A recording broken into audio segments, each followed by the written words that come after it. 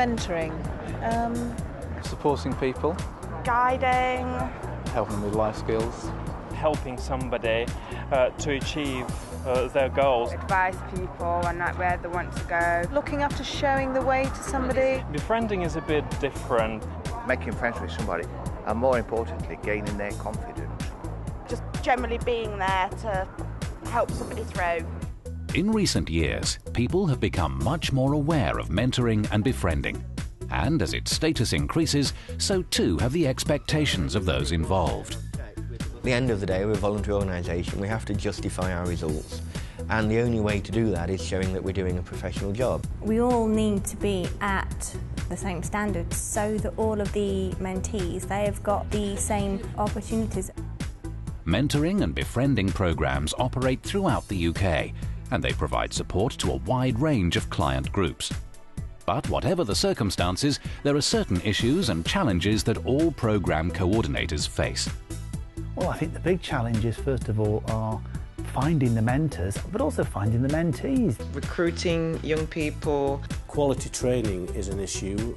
We also face lots of challenges in terms of being able to evaluate and measure the impact. What difference does mentoring actually make? The Mentoring and Befriending Foundation is the national strategic body for mentoring and befriending, offering practical support and guidance to practitioners and organisations alike. Good morning, Mentoring and Befriending Foundation. Leanne speaking. How can I help? The main aims of the foundation are to provide national leadership for the mentoring and befriending movement, to encourage the use of mentoring and befriending, to support the growth and creation of mentoring and befriending schemes through a national and regional infrastructure, to promote quality and standards, and develop and share best practice. It's very easy to feel that you're completely on your own. Now, we work very hard with the volunteers to identify the fact that we are actually part of a team. And that team's bigger than this project. There's mentoring happening right across the country, and the foundation is really the umbrella that pulled that all together. I think the biggest thing is information and training, that we're getting a wonderful flow of information about good practice in all kinds of areas. We are a befriending service aiming to help young people between the age of 16 to 25 of African and Asian Caribbean backgrounds. I get a lot of information. They will send us information when there's courses, there's training. I've actually been on a selection and recruitment training course with the foundation. And we found that we got a lot of support from the foundation, a lot of help, information, guidance, and we were put in touch with other mentoring providers across the country who could give us more advice. The foundation is the specialist infrastructure body for the sector and is funded by the government to provide support across the 9 government office regions of England. Events and workshops are organised through regional representative bodies and foundation staff. Each project works in isolation. It's an opportunity to network. It's to meet mentors doing slightly different things, similar things with different people, different areas, and to fill your address book with useful people. Gives you a chance to share best practice, share ideas, gain new ideas, and really sort of give you the confidence that you're providing a quality service to your client group. And you know, we can get ideas from each other, and also building up our network of people that we actually know and they know that we exist.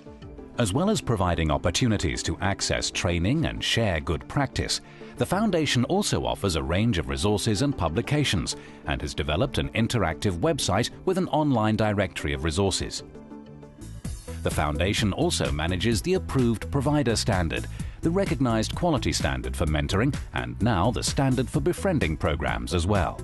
What the Approved Provider Standard's done is made us look at every single area of our project to evaluate everything that we do, to improve on that, and I think it's increased our credibility with organisations outside. Particularly when you're working with vulnerable young people, it's essential that they're aware, both the referring agencies, the families of the young people involved, the volunteer mentors are aware that they're working closely with a professional organisation that has a standard that they've met in this area of work. The Mentoring and Befriending Foundation also represents the mentoring and befriending sector at a national level. It works with government, represents the interests of projects and promotes their valuable work to the widest possible audience. we as small individual bodies have difficulty accessing funding, whereas a foundation can actually promote what we're doing regionally and has a greater voice to give opinion and influence those who may be holding the purse strings.